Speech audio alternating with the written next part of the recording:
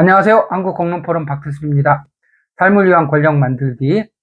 오늘부터 3회에 걸쳐서 주민 권력의 의미라는 주제를 가지고 함께 공부하겠습니다. 오늘은 18강 주민의 재발견이라고 하는 제목을 가지고 공부하겠습니다. 주민 개념을 재정립할 필요가 있다고 하시는데 그 의미가 뭔가요? 우리가 주민을 주민 권력 형성의 주체로 재정립할 필요가 있습니다. 지금까지는 주민이라고 하면 일정한 거주지에 사는 사람 혹은 행정의 대상이라고 하는 수동적이고 대상화된 존재로 인식해 왔는데요.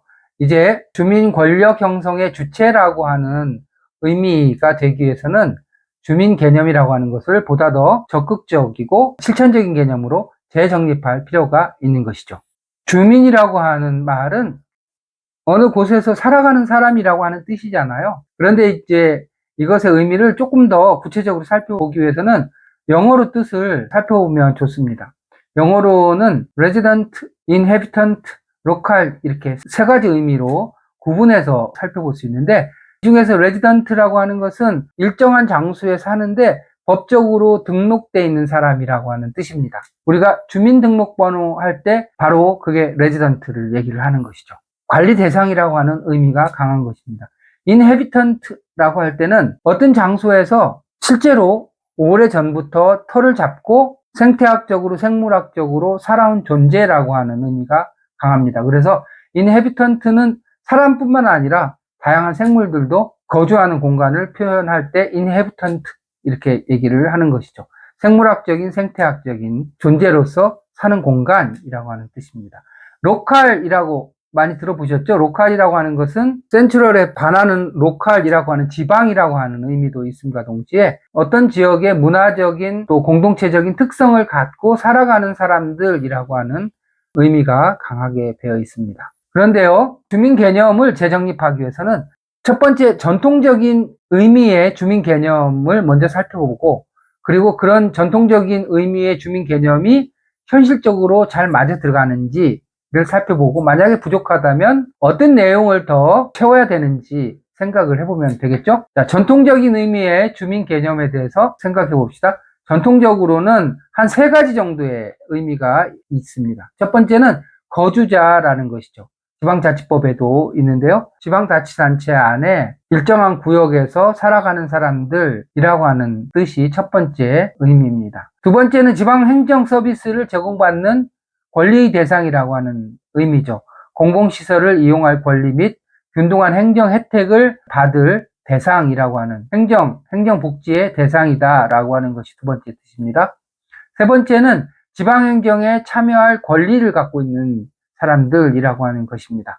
그래서 주민투표라든가 주민소송이라든가 이런 공적인 일에 참여할 수 있는 권리를 가진 사람이라고 하는 의미가 되겠습니다. 그런데요, 이렇게 전통적인 의미의 주민이라고 하는 개념은 오늘날에 와서는 굉장히 많이 변해왔다 이렇게 볼 수가 있습니다. 어떻게 변했는지를 좀 몇 가지 항목을 가지고 검토를 한번 해봅시다. 정착성이라고 하는 의미에서 볼 때 전통적으로는 일정한 지역에 장기간 거주하는 사람으로서 주민을 주로 얘기했다면, 오늘날에는 이동성과 유동성이 매우 증가해서 옮겨 다니는 사람으로서의 의미가 굉장히 강해진 거죠. 소속감이라고 하는 측면에서도 전통적으로는 지역 공동체의 일원, 고정된 일원이라고 하는 의미가 강했다면, 현대에서는 지역보다는 개인이나 온라인과 같은 네트워크 중심의 관계망이라고 하는 의미가 훨씬 더 강합니다. 생활 양식의 측면에서 보면 유사한 직업과 문화를 공유하는 사람이라고 하는 의미로부터 지금은 다양한 직업, 문화, 가치관을 갖고 있는 사람들이라고 하는 뜻이 훨씬 더 강화됐죠. 관계망의 측면에서도 이전에는 실제로 얼굴을 서로 맛보기도 하고 또 대부분이 친족이나 이웃이 중심이었었다면, 지금은 비대면적인 경우가 많고 SNS나 네트워크를 중심으로 관계가 형성된다라고 하는 것 잘 알 수 있습니다. 참여 방식에 있어서도 큰 차이가 있죠. 이전에는 직접적인 참여를 통해서 공동체 일에 관여해 왔다면, 지금은 온라인이라든가 간접적인 방법을 통해서 주로 참여하게 되는 것이죠. 행정과의 관계 측면에서도 이전에는 총장이라든가 반장이라든가 이런 걸 통해서 훨씬 더 직접적인 관계를 맺어왔다면 지금은 자율적인 네트워크와 주로 온라인을 통해서 이루어지고요. 또 큰 특징 중에 하나는 관심 갖는 영역에 대해서는 자율적으로 세계 사람들과 인터넷을 통해서 관계를 형성하는 주체가 되었다라고 하는 것도 굉장히 큰 특징이라고 볼 수가 있습니다. 이렇게 해서 이제 주민이라고 하는 것은 단순히 어디에 사느냐가 아니라 어떤 네트워크와 연결되어 있느냐라고 하는 것에 따라서 정체성이 형성되는 존재다, 이렇게 말씀드릴 수가 있겠습니다. 이렇게 전통적인 의미하고는 다르게 주민 개념이 오늘날에 와서는 굉장히 많이 바뀐 것이죠. 그래서 우리는 주민 개념을 보다 더 현실에 맞게끔 재정립할 필요가 있는 것입니다.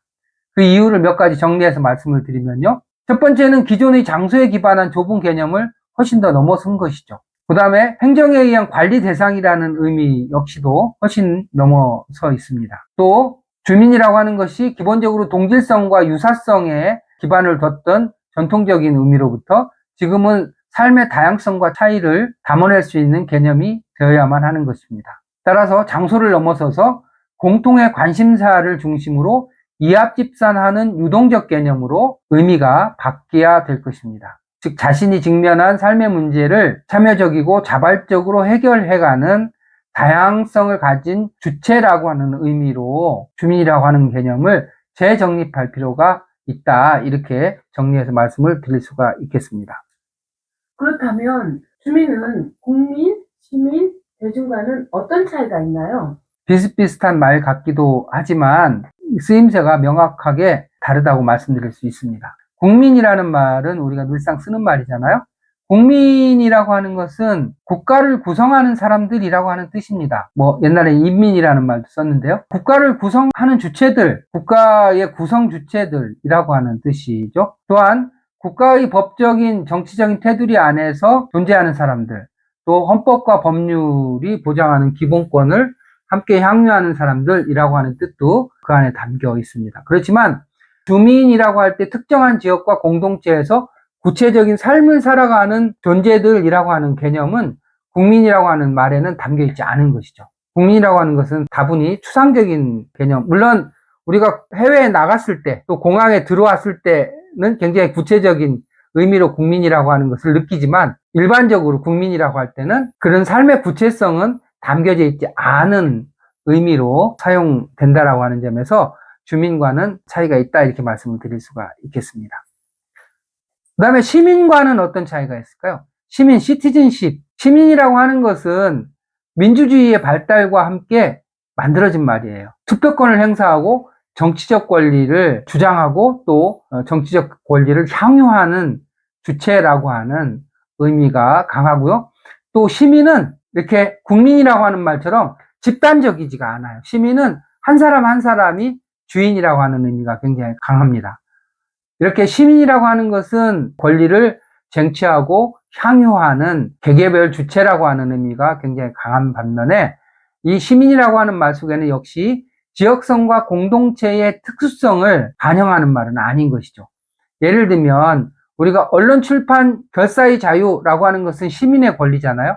그렇지만 그것은 지역이라든가 이런 것을 훨씬 더 초월하는 의미, 권리가 되는 것이잖아요. 이렇게 지역성과 공동체의 특수성을 반영하는 의미는 시민이라고 하는 말에는 들어있지 않다, 이렇게 말씀드릴 수가 있습니다. 따라서 주민은 시민과는 다르게 자신의 거주 공간에서 역사와 문화를 창조하면서 다양한 사람들과 관계를 맺어온 유기체적인 존재다라고 하는 점이 시민과는 명확하게 다른 의미다, 이렇게 말씀드릴 수가 있고요.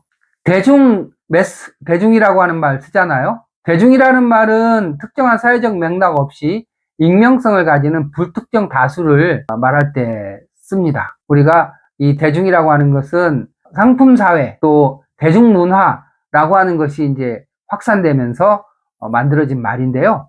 이 대중이라고 하는 것에는 한 사람 한 사람 알갱이보다는 오히려 소비자나 미디어의 수용자라고 하는 의미가 굉장히 많이 있는 거죠. 특히 대량 생산 사회의 소비자 또 매스미디어의 수용자라고 하는 의미가 강하잖아요. 이 말 역시도 주민이 갖는 의미처럼 지역 공동체에 속하면서 공동의 역사와 문화를 공유하고 생활 속에서 상호작용하는 이런 유기체적인 존재라고 하는 의미는 대중이라는 말 속에는 들어있지 않은 것이죠. 이런 점에서 주민이라고 하는 것은 다른 개념과는 다른 독특한 자기만의 뜻을 갖고 있다, 이렇게 말씀을 드릴 수가 있습니다.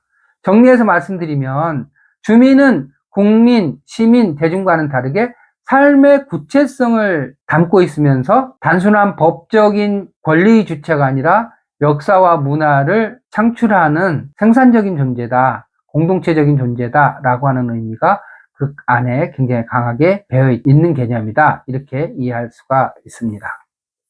여태까지 논의를 정리해서 좀 말씀을 좀 드리겠습니다. 왜 우리는 주민권력 형성을 위해서 주민이라고 하는 개념을 재정립했을까요? 가장 대표적으로는 주민은 단순한 거주자가 아니라고 하는 겁니다. 공동체 속에서 역사와 문화를 창출하고 또 오랜 동안 관계를 맺으면서 스스로 권력을 형성해왔던 주체였습니다. 또한 주민이라고 하는 것은 국민, 시민, 대중과는 구분되는 존재이고 삶의 구체성과 특수성을 담고 있는 개념이다 라고 하는 것을 우리가 같이 확인을 했습니다. 따라서 주민이라고 하는 것은 지금까지 사용했던 것처럼 일정한 지역에 살고 있는 관리 대상이라고 하는 개념을 훨씬 더 뛰어넘는 존재다라고 우리가 볼 수가 있는 것이죠. 따라서 주민 개념을 재정립하는 것은 단순히 단어의 의미를 재정립한다라고 하는 것을 넘어서서 주민이라고 하는 존재가 우리 사회 속에서 민주주의와 공동체의 실질적인 주체로 거듭나기 위한 필수적인 과정이다 라고 말씀을 드릴 수가 있겠습니다. 자, 오늘 주민의 재발견이라고 하는 주제를 가지고 같이 공부를 해봤는데요. 오늘 공부가 의미가 있었다면 구독과 좋아요 부탁드립니다. 감사합니다.